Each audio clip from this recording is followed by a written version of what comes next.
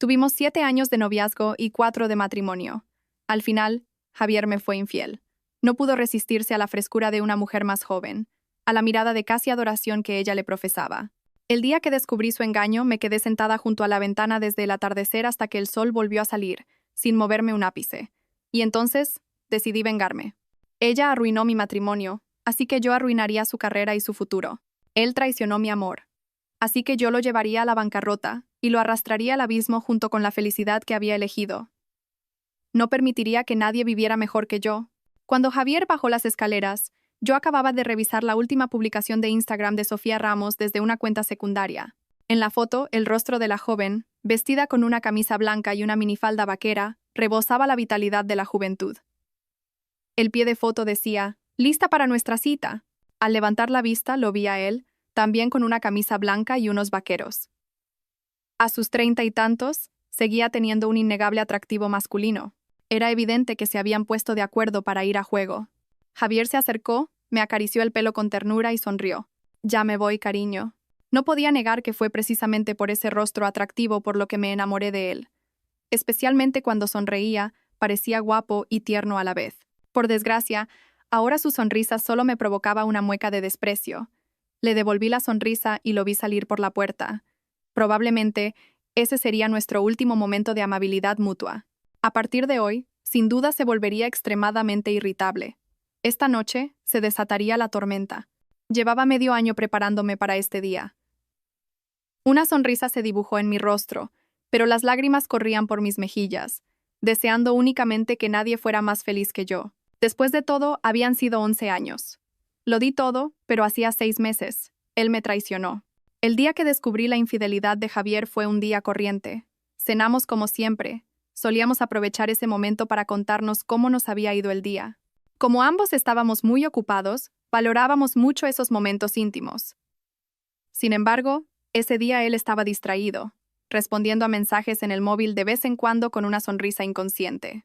Cuando respondió por tercera vez, fruncí el ceño, dejé los cubiertos y lo miré fijamente. «¿Qué es tan interesante que no dejas de contestar?» Al notar mi molestia, guardó el móvil y me sonrió para apaciguarme. «Ah, es el equipo del proyecto, que sigue trabajando. Ha surgido un problema urgente. Venga, vamos a cenar, no te enfades». Mientras hablaba, me puso en el plato el mejor trozo de la dorada a la plancha, mi plato favorito, su parte favorita. Lo observé, y una extraña sensación de alerta se apoderó de mí. Lo conocía demasiado bien. Esa noche, cenamos, charlamos y nos acostamos como de costumbre. Pero él no sabía que yo no estaba dormida. La profunda noche era aterradoramente silenciosa. En silencio, cogí su móvil. Confiábamos el uno en el otro. Aunque sabíamos nuestras contraseñas, nunca nos habíamos revisado los teléfonos. Pero esa noche, hice algo que antes despreciaba. Me senté en el sofá del estudio y rebusqué en su teléfono. No había ningún contacto desconocido en su lista de chats de WhatsApp. Sin embargo, en el grupo del equipo del proyecto, no había ninguna conversación de esa tarde. Revisé su agenda de contactos. Yo seguía fijada en la parte superior. Pero al desplazarme hacia abajo, me detuve en un contacto cuya foto de perfil era Minnie Mouse. Hice clic, pero el chat estaba vacío, sin siquiera un saludo inicial. Abrí su Instagram. Mientras lo miraba, recé una y otra vez para que no hubieran hecho nada malo. Su feed documentaba una vida colorida, con muchos selfies con sus amigas. Parecía muy segura de sí misma y extrovertida. Cuando sonreía, era como un girasol. Incluso a mí me parecía preciosa. En una publicación de hacía 2 meses, encontré una foto de perfil de Javier. El pie de foto decía, «Entrevistando a mi ídolo. ¡Qué feliz soy!». Mi admirado Javier, exalumno de la Complutense, es el mejor. El fondo era la oficina de Javier. Pero eso, por sí solo, no probaba nada. Mi mano que sostenía el teléfono temblaba ligeramente, pero no perdí la esperanza. Revisé publicaciones más antiguas. Había una foto de grupo de ellos dos. Había mucha gente en la foto y estaban bastante separados. El fondo parecía ser un evento por el aniversario de la Universidad Complutense. Recordé que me había dicho que lo habían invitado a dar una charla en su alma mater. Yo estaba en un viaje de negocios en el extranjero y no pude asistir. Recordé cómo, ese día por teléfono, me había contado con entusiasmo anécdotas de nuestra época universitaria. Más atrás no había rastro de interacción entre ellos. Ahora que lo pienso, probablemente ese evento de aniversario fue como se conocieron. Volví a examinar la foto de grupo. Algunos recuerdos se volvieron más claros. El día que ella publicó una foto en un restaurante de lujo, Javier me dijo que el equipo del proyecto se quedaba a trabajar hasta tarde. El día que publicó una foto en un restaurante de sushi de moda, Javier me dijo que tenía una cena con un cliente. El día que publicó una foto con delfines en el Zoo Aquarium, Javier todavía me dijo que tenía que trabajar hasta tarde. Incluso el famoso roscón de Reyes que me trajo presumiendo era de una pastelería en la que ella también había hecho check-in. En las fotos no había ninguna información que indicara que Javier estaba con ella, pero sabía que eso no era una excusa para autoengañarme. Hice capturas de pantalla de esas publicaciones y, en silencio, devolví el teléfono a su sitio. Al sentarme junto a la ventana, mis manos y pies ya estaban helados. Me acurruqué en un rincón. Las lágrimas caían silenciosamente por mis mejillas. Mi mente era un caos. Solo sentía un frío que me calaba hasta los huesos. Javier y yo nos conocíamos desde hacía 11 años, 7 de novios y 4 de casados. Pensaba que estaríamos juntos para siempre. Nos habíamos prometido no perder el rumbo. Pero ahora me daba cuenta de que, tal vez, me había hecho ilusiones demasiado pronto. En ese momento, odié conocerlo también. Nos conocimos en primero de carrera en la cafetería de la Facultad de la Complutense. Ese día, fui a comer, y en la barra, vi a un chico guapo sirviendo el menú a sus compañeros. Incluso con la mascarilla, su atractivo era innegable. Fruncía sus bien definidas cejas mientras miraba fijamente el cucharón que tenía en la mano. Al acercarme, oí a la cocinera que estaba a su lado regañarle: «Chico, no eches tanta carne en las lentejas. Tienes que remover un poco. Ya, para de servir». El estudiante que recibió el plato le dio las gracias a Javier con los ojos como platos. «Gracias, tío». La situación dejó a Javier aún más desconcertado. Me quedé allí pensando que era divertido, y me acerqué a esa misma cola. Observé cómo intentaba torpemente remover el cucharón, sin saber cómo. A su lado, la cocinera suspiraba. Esa tarde volvimos a coincidir en la biblioteca. Nos acercamos desde direcciones opuestas y extendimos la mano para coger el mismo libro al mismo tiempo. Nos miramos, sorprendidos. Esta vez no llevaba mascarilla, rasgos definidos. En mi mente solo había una palabra: guapísimo. El tiempo pareció detenerse. Mientras yo estaba absorta, él me cedió el libro, cogió otro y se fue sin decir nada. Me sentí un poco ofendida. Al fin y al cabo, yo también era una chica guapa y extrovertida. Así que decidí ir a la cafetería por la noche para desahogarme viéndolo hacer el ridículo. Pero menos de 2 horas después, nos encontramos de nuevo en un debate de la Asociación de Estudiantes. Ambos éramos nuevos miembros de primer año. Fue entonces cuando supe que se llamaba Javier. Al final de la reunión, al verlo marcharse a toda prisa, se me ocurrió una idea. Corrí tras él. «Javier». Se giró para mirarme. A contraluz, ese instante pareció atravesarme el corazón. «¿Qué pasa?» Su voz era tranquila y agradable. Me acerqué a él y lo miré sonriendo. Mi mirada estaba llena de luz. «Javier, nos hemos cruzado 3 veces hoy. ¿Has oído eso de que un encuentro es casualidad, pero 3 son el destino?» Al oírme, sonrió ligeramente.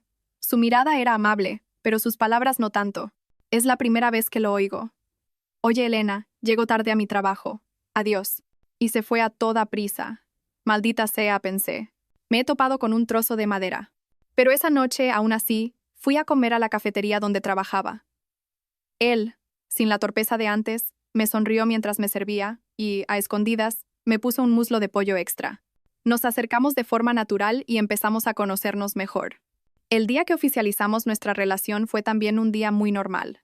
Después de una reunión de la asociación, mientras recogíamos los materiales juntos, me acompañó hasta mi colegio mayor. Debajo del edificio sacó un regalo de su mochila. Una pulsera con una estrella. Su mirada ya no era juguetona, sino llena de tensión. «Elena, ¿quieres ser mi novia?» Nunca lo había visto tan nervioso. Le temblaba la voz y al terminar, se mordió el labio. Sonreí y asentí con fuerza. Sí. Acepté la pulsera y dejé que me la pusiera. Tardó mucho en abrocharla.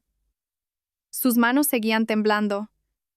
Esa noche, nos abrazamos durante mucho tiempo. Al volver a mi habitación, rodé de alegría en la cama. Después de 3 meses de esfuerzo, por fin lo había conseguido. Pasamos una dulce vida universitaria, apoyándonos, prometiéndonos y confiando el uno en el otro. Superamos la barrera de la graduación y las dificultades de emprender. En nuestra boda, nos prometimos una vida juntos, convirtiéndonos en la pareja envidiada por todos. Durante años, nos vimos crecer y convertirnos en personas excepcionales en nuestros respectivos campos. Y él, con mi ayuda, Se convirtió en un hombre tierno, atento, maduro, estable y con un cuerpo perfecto, pero ahora estaba destinado a ser el fruto de otra persona. Esa noche miré el selfie de esa chica una y otra vez. Tenía que admitir que era muy guapa. Si pudo participar como voluntaria en el aniversario de la Complutense y entrevistar a un exalumno destacado, sin duda era una persona brillante. Traté de autoconvencerme, de pensar que tal vez no era tan malo como imaginaba. Nos habíamos prometido ser el uno para el otro para siempre. Habíamos prometido confiar el uno en el otro. Por desgracia, la autohipnosis fracasó. Siempre he sido una persona orientada a objetivos y decidida. Sin darme cuenta, el sol estaba saliendo. Mi cuerpo recuperó el calor. No quería que Javier viera mi estado lamentable.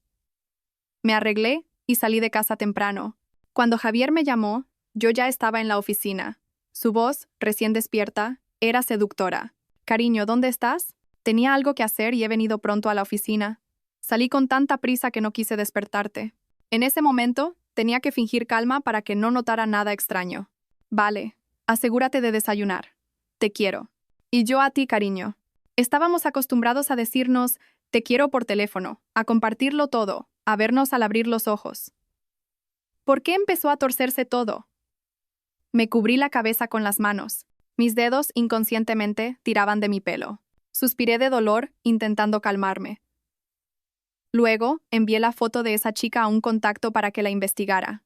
La vida continuó. El comportamiento de Javier de esa noche no se repitió, pero no me sentí tranquila en absoluto.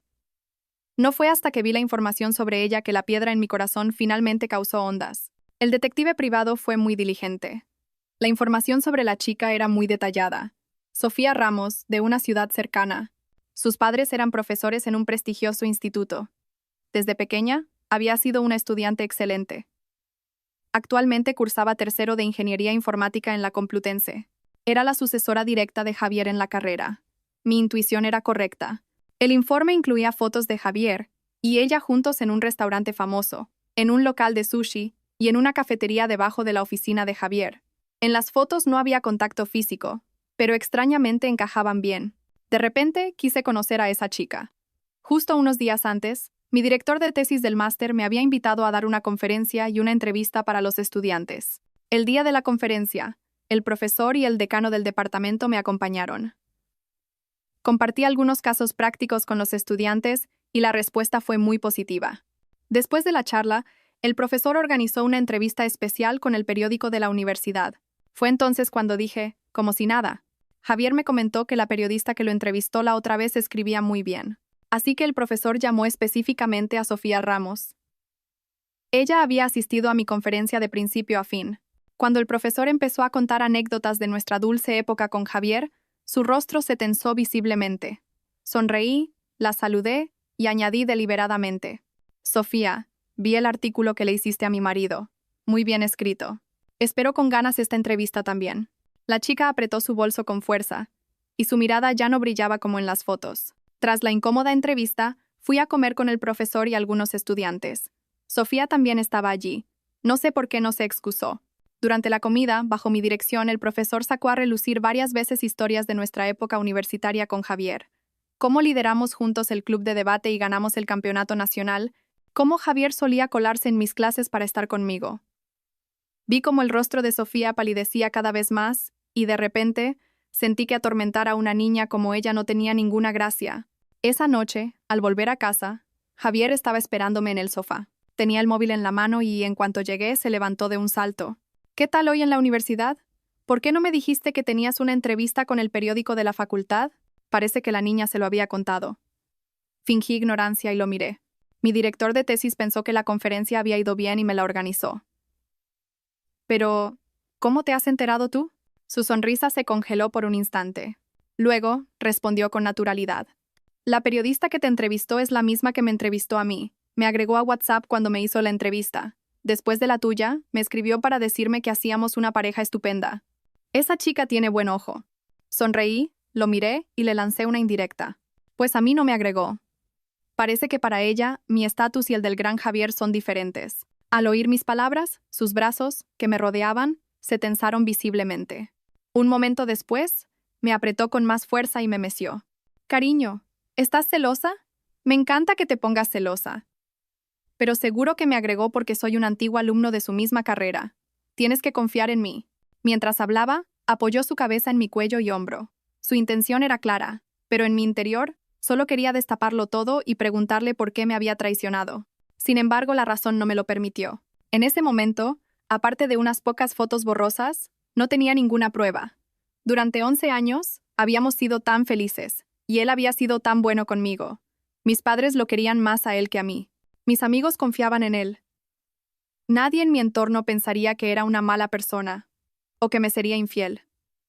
Si montaba una escena ahora, la única perjudicada sería yo. La ira en mi corazón era como un potro desbocado, a punto de estallar sin control, pero sin encontrar una salida.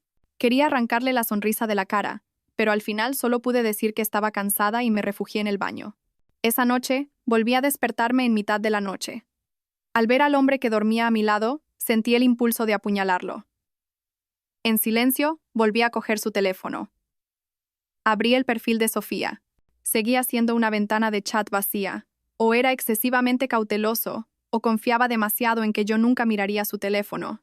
Su última publicación de Instagram era de esa misma noche. Un selfie feliz con el texto: "Me has consolado. Ya estoy mejor". La publicación anterior era de la tarde, después de mi entrevista. Una sola línea. Qué triste. Supuse que fue Javier quien consoló a la niña. ¿Lo hicieron por llamada o por mensaje? ¿Qué se dijeron? Me dolía la cabeza. Me dolía el corazón. El dolor hacía que me temblara la mano al sostener el teléfono. Me quedé sentada, aturdida, hasta el amanecer, pero él no se dio cuenta de nada. Al día siguiente, recibí por correo electrónico el borrador de la entrevista de la niña. No estaba nada mal. Respondí con un ok. Ayer, ninguno de los dos mencionó el tema de agregar a WhatsApp. La niña también era bastante calmada. Pero el detective privado ya me había proporcionado una cuenta secundaria que Sofía había aceptado como amiga. Cada día, como una acosadora, revisaba el Instagram de Sofía. Odiaba mi propio comportamiento. Poco a poco, me volví insensible e indiferente, como si no pasara nada. Un día antes, su Instagram se actualizó. Qué ganas de ir mañana al Parque Warner. Al día siguiente, como una pervertida, los seguí. Javier se había quitado el traje que llevaba para ir a trabajar y se había puesto una sudadera a juego con la de la niña. A pocos metros de distancia, los observé cogerse de la mano, reír y hablar alegremente. La niña era muy coqueta. Sacudía el brazo de Javier. Lo miraba con dulzura y le decía algo que no pude oír. Probablemente que subiera con ella a la montaña rusa. Pensé que Javier se negaría. Hacía 8 años, cuando fuimos juntos a un parque de atracciones, lo obligué a subir a una y vomitó violentamente. Después de eso, juró que nunca más volvería a subir. Pero me equivoqué. Él sonrió, le acarició la cabeza y subió con ella. Vi la montaña rusa pasar a toda velocidad. Oí los gritos. Una y otra vez. Me advertí a mí misma que tenía que vengarme de ellos. Después de la montaña rusa, Javier estaba pálido y sus labios no tenían color, pero aún así consoló con ternura a la niña, que se sentía culpable. Lo seguí y vi cómo se ponían diademas de Bugs Bunny. Vi a Javier limpiar con delicadeza la nata de la comisura de los labios de Sofía. Los vi caminar hacia adelante, cogidos de la mano. Finalmente, en algún momento, o quizás cuando mi decepción alcanzó un cierto nivel, me detuve, incapaz de seguir. Me quedé allí, dejando que los turistas que iban y venían me miraran o chocaran conmigo. No fue hasta que una niña de unos 4 o 5 años se me acercó con un pañuelo de papel que me di cuenta. «Tía, no llores». Bajé la cabeza y la miré a través de mi visión borrosa. Me di cuenta de que las lágrimas ya me empapaban la cara. Acepté el pañuelo y le di las gracias con una sonrisa, que probablemente era más fea que un llanto. La niña me regañó con seriedad. «Tía, eres muy guapa, pero si lloras te pones fea». «Es verdad. Soy tan guapa». Javier. Ese cabrón había tirado su conciencia por la borda. Ya no quería saber por qué me había sido infiel, por qué había roto su promesa. Solo quería liberarme. La vida es larga. Solo han pasado 11 años. Acabo de cumplir 30. Mi vida ni siquiera ha llegado a la mitad. Me di la vuelta y me fui. Ya no me necesita, pero tiene que pagar el precio. Al volver a casa, recuperé gradualmente la calma. Desde la noche en que me di cuenta de que algo iba mal hasta ahora, habían pasado 15 días. Gracias a la terapia de insensibilización, forzándome constantemente a ver sus interacciones, Una decepción lo suficientemente grande pudo contrarrestar la dulzura y la felicidad del pasado. Hice un inventario de todos los bienes muebles, inmuebles y activos de la casa. Como estudié finanzas, yo gestionaba todas las inversiones de la familia. Durante medio año planeé llevar esta casa legalmente a la ruina. Lo difícil era la empresa de Javier. Empezó a emprender cuando estaba en el máster, y después de 7 años y varias rondas de financiación, se encontraba en la etapa crucial de salir a bolsa. Sí, en una etapa tan importante, él no pensó en las consecuencias y se dejó llevar por otros sentimientos. Se podía ver qué lugar ocupaba esa niña en su corazón. No sabía si había considerado las consecuencias y había elegido a Sofía, o si pensaba que yo aceptaría la existencia de Sofía y me divorciaría o no armaría un escándalo. Anocheció y él regresó. Se había cambiado la ropa del parque de atracciones y llevaba el traje con el que había ido a trabajar por la mañana. ¿Cómo podía cambiar de papel con tanta naturalidad? Me vio sentada en el sofá, se acercó y me abrazó. Extrañamente, no olía a nada diferente, pero aún así sentí náuseas. Me sostuvo en sus brazos y se quejó del cansancio del trabajo. Donde él no podía ver, mis ojos estaban llenos de odio. ¿Cómo podía tratarme como a una tonta y engañarme? Para que no sospechara, compartí como de costumbre lo que había hecho ese día y, de paso, mencioné una oportunidad de inversión que me había recomendado un antiguo compañero. Él sonrió y me dijo que decidiera yo. Confiaba en mí. Poco a poco, transferí los fondos líquidos y el dinero de la hipoteca de las propiedades bajo el pretexto de la inversión. Él no se dio cuenta de nada. El día que vi una foto de él y Sofía besándose en la calle, contraté a alguien para sobornar a algunas personas del entorno de Sofía. Les ordené que la tentaran a consumir lujo, a frecuentar lugares ostentosos, a ampliar su visión de la fama y la fortuna, y a alimentar sus deseos y ambiciones. Vi cómo se volvía cada vez más materialista, cómo Javier gastaba dinero en ella. La estaba elevando para esperar el día de su caída. El día que los vi entrar y salir de un hotel, terminé de convertir todo el patrimonio familiar en deudas, dejándonos en la ruina. Para cuando a Javier le faltara dinero de bolsillo, siempre que no tocara los fondos de la empresa, usaría una treta para que Sofía lo sedujera y le pidiera que le comprara un piso. Exprimiría el dinero de Javier para obligarlo a tocar los fondos de la empresa. Después de ver fotos de ellos entrando y saliendo de su nuevo nido, planeé echarlo de la empresa en el momento de la última ronda de financiación. La sensación de que le arrebataran al hijo que había criado durante 7 años sería sin duda muy dolorosa. Hice todo esto en silencio, sin decírselo a nadie. Él y yo seguíamos interpretando el papel de una pareja enamorada, cumpliendo las promesas de confianza, compartir y amor. Era una gran actriz. Hasta ahora, el momento de la explosión estaba cerca. Solo yo sé lo duro que ha sido este último medio año. Por la mañana, Javier salió con su camisa blanca y sus vaqueros. Probablemente, a mediodía, recibiría la demanda de divorcio junto con la notificación de embargo preventivo de bienes. Sofía también recibiría la notificación de la demanda de reclamación de cantidad por la mitad de los bienes gananciales. Por desgracia, incluso con mi inducción deliberada y la valoración de las propiedades, la cantidad apenas llegaba al 1.000.000 de euros. Después de que Javier se fuera, subí y empaqué todas sus cosas. Había aguantado medio año, por fin podía echarlo de casa. Cuando Javier volvió, todas sus maletas estaban apiladas fuera de la puerta. Había cambiado la contraseña de la cerradura y borrado su huella dactilar. Tocó el timbre con impaciencia. A través de la cámara de seguridad, vi cómo, después de tocar el timbre, apretaba el puño y luego lo soltaba con impotencia. El buen humor de la mañana había desaparecido, dejando solo ansiedad. Lo observé en silencio, mientras daba vueltas, inquieto. Como no le abría, sacó el móvil. Pronto, mi teléfono sonó. Dejé que sonara un rato antes de contestar. Elena, ábreme, por favor. Tenemos que hablar en condiciones. Su voz sonaba frustrada y suplicante.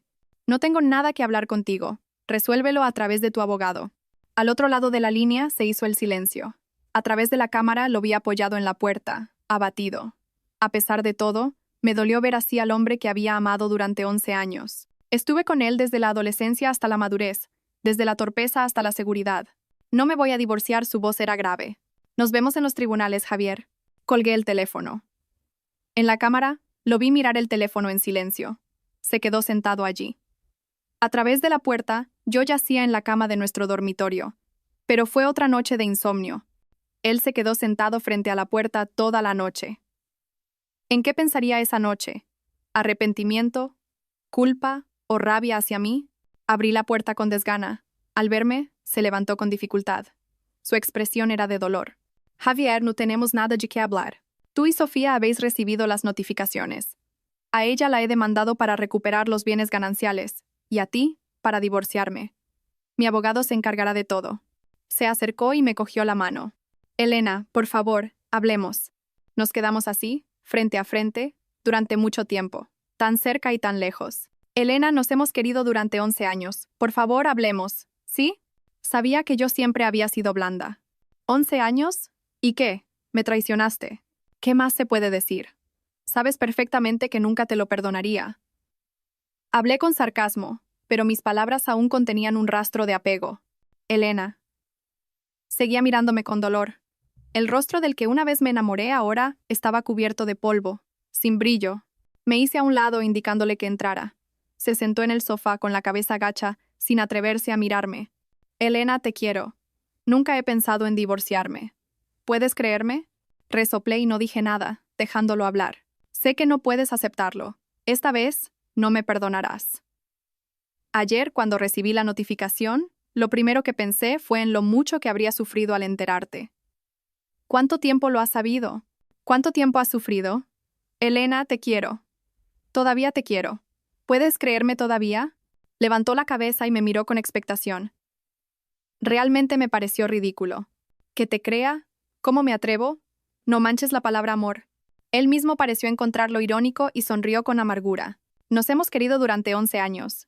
Siempre he creído que estaríamos juntos para siempre, viviendo una vida tranquila pero feliz. La aparición de Sofía fue como un pez fresco en un acuario tranquilo. Agitó las aguas de mi corazón. Me miraba con adoración, decía que yo era su ídolo. Me dio una sensación de veneración y estímulo que nunca había sentido contigo. Así que poco a poco me volví codicioso. Le dije que tenía esposa y que nunca me divorciaría, pero ella aún así se lanzó al fuego. Dijo que solo necesitaba que le dedicara tiempo. ¿Sabes? Durante años he rechazado a muchas. Se reían de mí, decían que era un calzonazos, pero me daba igual. Sin embargo, después de rechazarla, el llanto de Sofía se quedó en mi mente. Me di cuenta de que ya no podía rechazarla. No niego que me gusta. Soy muy codicioso, ¿verdad? No puedo soltar a ninguna de las dos. Sofía no te afectará. Será muy discreta. Elena, ¿podemos no divorciarnos? Al escuchar sus sandeces, realmente no sabía cómo reaccionar. ¿En qué se basaba para pensar que yo aceptaría sus sucios pensamientos? ¿Qué importaba que la niña fuera discreta?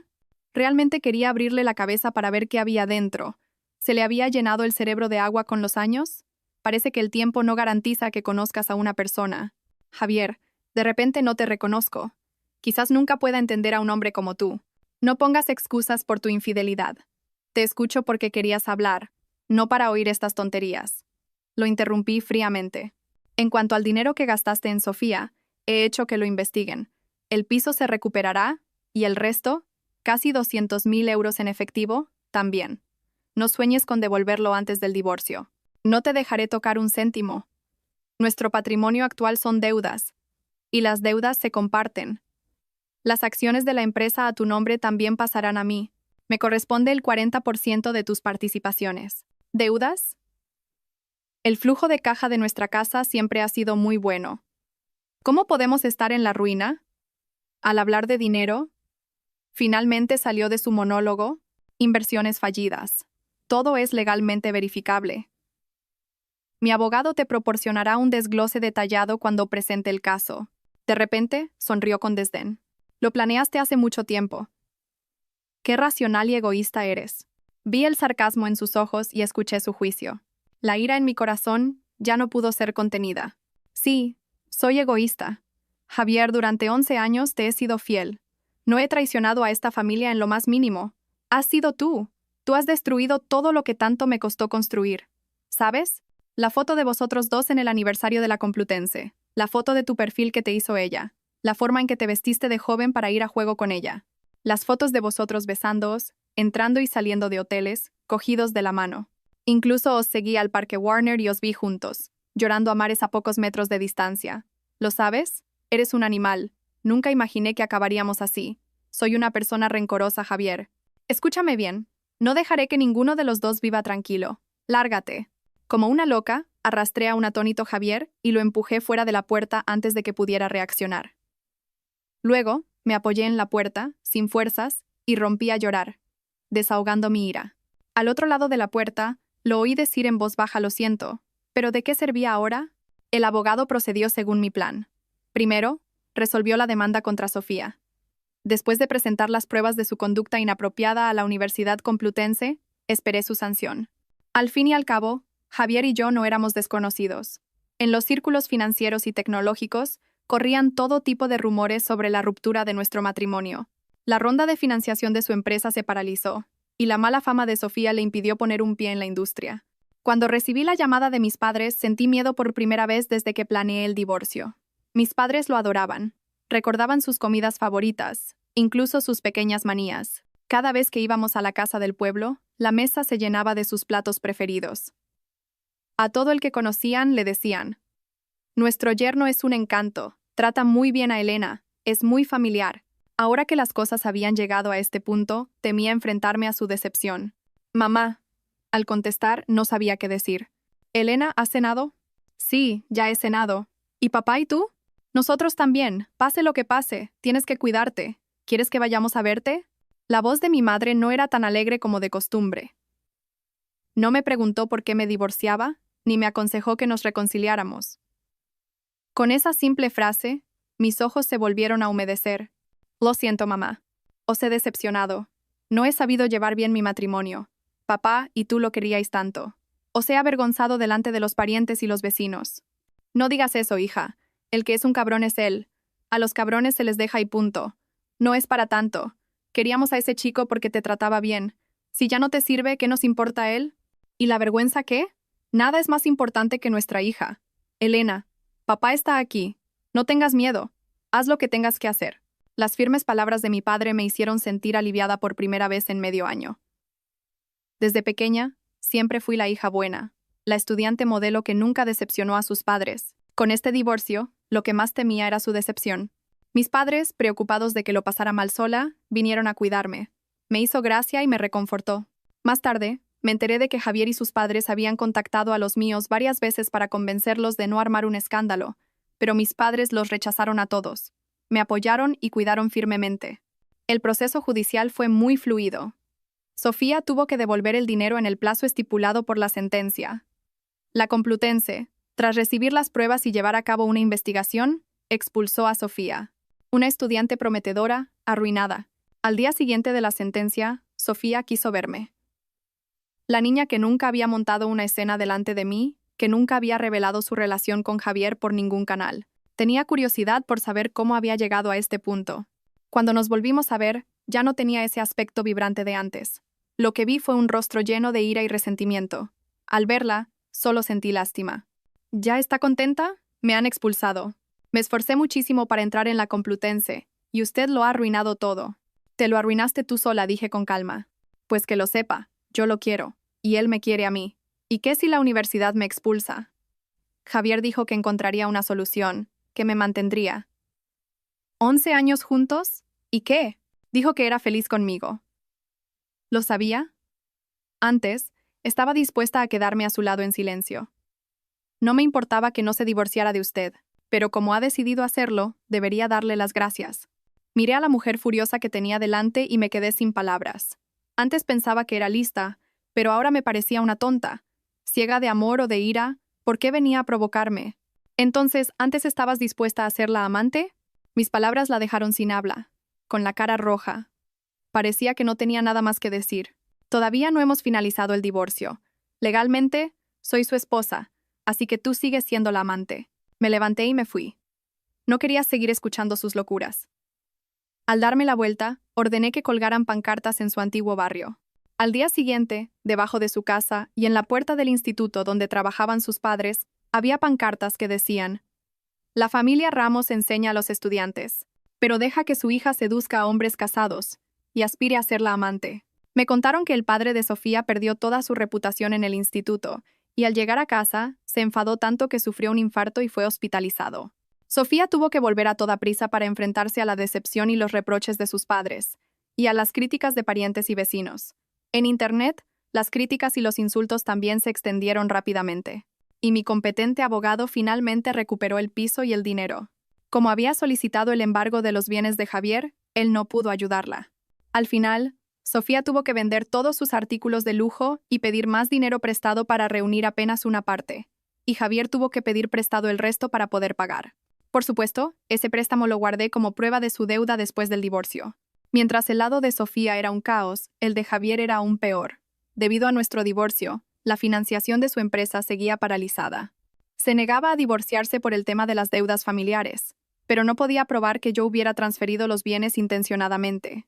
El proceso de divorcio se alargaba, y ambos estaban cada vez más ansiosos. Ya no eran una fuente de alegría el uno para el otro. Sofía se quejaba de que él no se preocupaba por ella, que no había cumplido su promesa de resolver su problema académico, y que ni siquiera había ido a ver a su padre cuando estaba hospitalizado. Ahora, ella tenía el futuro arruinado, su reputación por los suelos, era reprendida por sus padres y acosada por los internautas. Javier ya no encontraba frescura ni alegría a su lado. Se había convertido en una carga. Finalmente, bajo la presión insostenible de la financiación de la empresa, Javier aceptó las deudas familiares y mis condiciones de divorcio. La única condición que puso fue que las acciones de la empresa solo podían vendérselas a él. Así, se divorció con una deuda de cientos de miles de euros. Pensó que había salvado la empresa, pero yo, a través de mis contactos de inversión, intervine en su última ronda de financiación. Me alié con otros accionistas y planeé echarlo de la empresa. En cuanto se cerró la financiación, fue expulsado. El día que dejó la empresa fui a verlo a propósito. Lo vi salir de su oficina con una caja de cartón, con una expresión triste, salir del espacio de trabajo, salir del campo de batalla que había construido. Mi corazón no se sintió tan aliviado como pensaba. El día que la empresa salió a bolsa en el Nasdaq y tocó la campana, nadie se acordó del fundador, Javier García. Y si alguien se acordaba, ya no lo mencionaría. Él probablemente también estaba en un rincón, desapercibido, viendo con tristeza cómo el hijo que tanto le costó criar se alejaba cada vez más. Cuando todo terminó, me tomé unas vacaciones. Fui a África, un viaje que siempre habíamos planeado pero nunca realizado. Al ver a los niños africanos, pobres pero llenos de esperanza, al sentir la magnificencia de la gran migración de animales salvajes, de pie en la vasta y primitiva sabana, dejé ir por completo los últimos 11 años. Buenos o malos, ya eran pasado. Volví a tener noticias de Javier 2 años después, en un foro tecnológico. Me dijeron que había vuelto a emprender, pero esta vez no le fue bien. Sus productos no eran competitivos. El dinero de la inversión se esfumó y volvió a endeudarse. Volví a ver a Javier en una ronda de inversores. Él buscaba financiación. Yo asistía como inversora. Seguía llevando el traje que una vez le compré brindando con los inversores. Pero ya no le quedaba bien. Su cuerpo delgado no llenaba el traje, dándole un aspecto desaliñado. Yo, en otra mesa, rodeada de gente que esperaba mi atención, tratada con deferencia, lo observaba desde lejos como a un extraño. Lo vi llevarse la mano al estómago. Su úlcera debía de haber vuelto. Al principio de su carrera, se la destrozó bebiendo. Más tarde, cuando la empresa creció y ya no tenía que beber por obligación, y gracias a mis cuidados, mejoró. Ahora, ese estómago que yo había cuidado volvía a dar lástima. Al final del evento, estaba sentada en mi coche. Vi a una Sofía delgada, pálida y vestida con sencillez ayudar a Javier a subir a un taxi. ¿Debería considerarlo un deseo cumplido? Después de mis vacaciones, recibí informes sobre ellos. Me dijeron que los padres de Sofía, por vergüenza, se jubilaron anticipadamente y se mudaron. Sofía no pudo continuar sus estudios, pero se quedó al lado de Javier y emprendió con él. Más tarde, cuando amigos del sector me preguntaron si seguiría persiguiéndolos, me negué. Con la mancha de haber malversado fondos de la empresa para gastarlos en su amante y los cambios constantes en la industria tecnológica, Javier ya no tendría oportunidad de resurgir. Estaba destinado a caminar por el camino de la pobreza junto a Sofía. Dejémoslo aquí. Una mano se extendió desde el lado y apretó la mía. ¿Qué miras con tanta atención?, dijo con una sonrisa. Me giré para ver al hombre en el asiento del copiloto. Le apreté la mano, entrelazando nuestros dedos. Mi rostro estaba lleno de felicidad. Al verme mirarlo, el hombre sonrió radiante. Javier no se equivocaba. Los jóvenes son realmente refrescantes y estimulantes. Javier parpadeó y vio a Elena rodeada de gente. Llevaba un traje de alta costura y, con gestos elegantes, se desenvolvía con soltura entre magnates que discutían proyectos de inversión de decenas de millones de euros. Ese era un mundo al que él ya no podía acceder. Habían pasado 2 años. La última vez que la vio fue cuando su antigua empresa tocó la campana en la bolsa. Él solo pudo observar en silencio desde la multitud. Ahora, al volver a verla, Bajó la cabeza y miró su propio traje, que ya no le quedaba bien. Seguía siendo del estilo de hacía 3 años. Sonrió con amargura y apartó la vista. Sin tiempo para más reflexiones, se apresuró a buscar a alguien que invirtiera en su nueva empresa. 2 años antes, la noche antes de que TechGen saliera a bolsa, fue expulsado. Volvió a emprender y fundó la actual Novatech.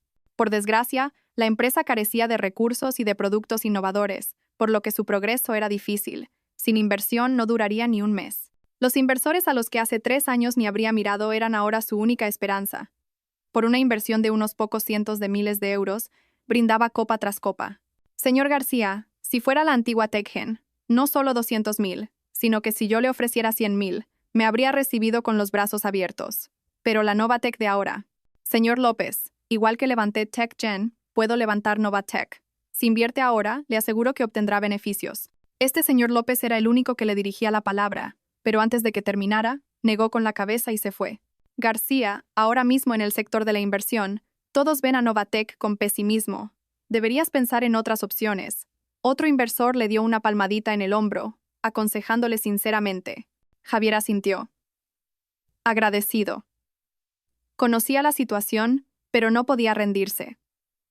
El evento estaba a punto de terminar. Volvería a irse con las manos vacías. Repetía el ciclo de asistir a eventos y buscar inversión. La úlcera que Elena le había cuidado tan bien había vuelto, y el dolor era insoportable. Se sujetó el estómago y se dirigió al baño. Justo al llegar a la puerta, oyó una conversación dentro. Pobre Javier, de verdad. Desde que lo echaron de TechGen, no ha levantado cabeza. Los productos de Novatech no valen nada, y su reputación en el sector está por los suelos. ¿Quién va a invertir? Se lo ha buscado él solito. Con lo increíble que es Elena Vázquez. ¿Y se atreve a ponerle los cuernos? Que aún pueda aparecer por estos círculos es porque le tienen lástima. Bueno, ¿qué hombre de éxito no tiene otras tentaciones? Pero la mayoría sabe controlarse. Él, simplemente, no supo cuál era su lugar. Jaja, por lo que veo, señor Moreno, usted tiene experiencia. La conversación en el baño derivó en otros temas, pero ya estaba acostumbrado a esos cotilleos. Varios hombres salieron, y al ver el rostro pálido de Javier, supieron que los había oído. Hace 3 años, se habrían disculpado a toda prisa, pero ahora, simplemente sonrieron y pasaron de largo. Javier volvió al salón del evento. No quedaba nadie. Aún con el estómago dolorido, bajó al vestíbulo. Sofía, que lo esperaba, corrió hacia él en cuanto lo vio salir del ascensor. ¿Has conseguido la inversión? Number. ¿Todavía no? Entonces la empresa se va a la quiebra. Y en casa no tenemos dinero. ¿Por qué te dejaste engañar por Elena y te echaron de la empresa? Estaba a punto de salir a bolsa. No estaríamos tan mal ahora. Sofía no vio el malestar de Javier y siguió quejándose. 2 años de caída desde lo más alto habían borrado por completo su fantasía de ídolo. Sofía, me duele el estómago.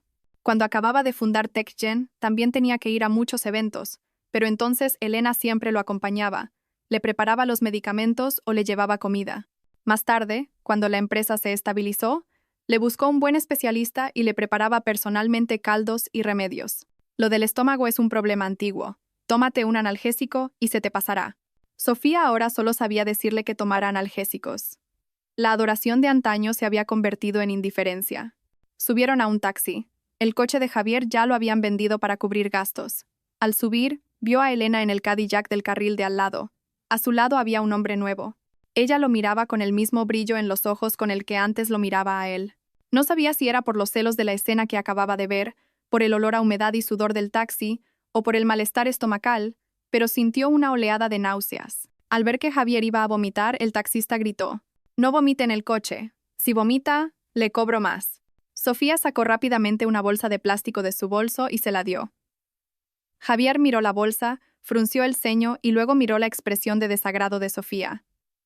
Contuvo las náuseas y giró la cabeza hacia la ventana.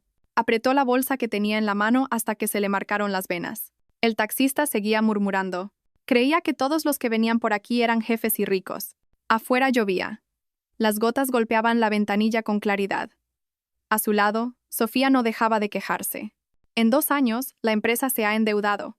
Pensaba que crearías un segundo TechGen, pero al final no ha sido nada. Solo deudas. Si hubiéramos invertido ese dinero en otra cosa o comprado una casa, ahora no estaríamos sin nada. Yo, por tu culpa, no pude terminar la carrera y he sufrido mucho, y no he conseguido nada. Llevo casi 2 años sin comprarme ropa. Para cualquier cosa, tengo que hacer cuentas. Y solo tengo 20 y tantos años. El malestar y el leve mareo hacían que el espacio ya reducido fuera aún más agobiante. ¿No fue el camino que tú misma elegiste? Antes fuiste tú la que vino a buscarme. ¿Lo has olvidado? No era la primera vez que oía esas quejas. Antes Javier siempre lo soportaba en silencio, pero esta vez no quiso cargar con todo solo. Bajó la voz, enfadado. Miró a Sofía con una voz llena de sarcasmo e ira, y ella se estremeció. Al cabo de un rato, Javier apartó la vista y miró por la ventana. ¿Cómo había llegado a este punto? Javier apretó el puño derecho y golpeó el asiento de al lado. No podía deshacerse de la frustración. Él y Elena habían estado juntos 11 años. Desde que la vio por primera vez en la universidad, esa mujer que presenció su torpeza se había metido en su corazón. Su confianza y vitalidad atraían toda su atención. Pero en el fondo de su corazón había un ligero complejo de inferioridad que ni él mismo reconocía. Por eso, aunque le gustaba, esperó a que ella diera el primer paso, y solo después de confirmar que estaba totalmente entregada a él, se confesó.